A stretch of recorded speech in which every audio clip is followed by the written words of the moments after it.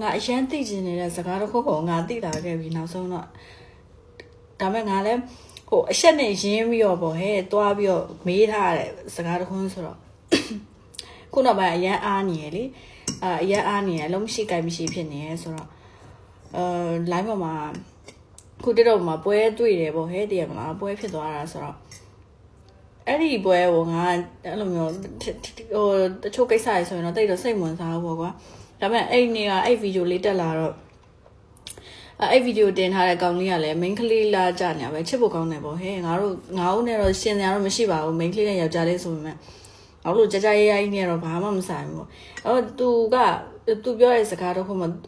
ပြောတော့ငါတေချာနားထောင်ကြည့်လိုက်အရင်ကိစ္စရယ်ဆိုရင်တော့တိတ်ပြော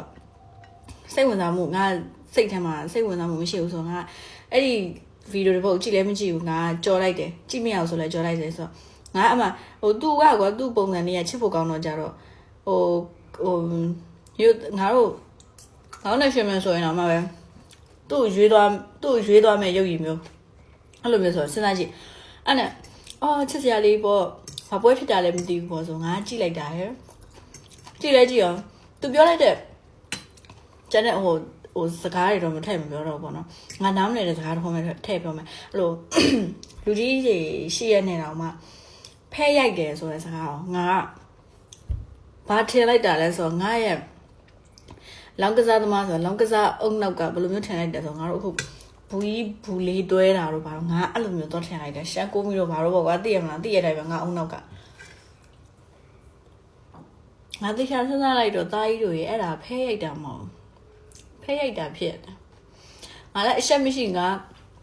သိနိုင်မဲ့ထင်တဲ့သူကငါသူတွေငါမေးတာပေါ့ဟဲ့တက်တော့ချက်ပေါက်ထိသွားပြီးတော့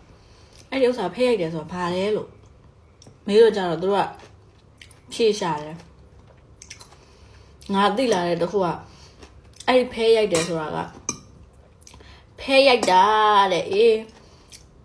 ဘာဖဲရိုက်တယ်ဆိုတော့နင်တို့လည်းသိလိုက်ပဲပါဇက်ကအဲ့လိုထုတ်ပြီးတော့မပြောချင်ဘူးအဲ့လိုဖဲရိုက်တာတဲ့နင်စဉ်းစားကြည့်ကြနင်လည်းသိချင်ငါတို့အရှက်မရှိလိုက်မပြောပြနိုင်ဘူး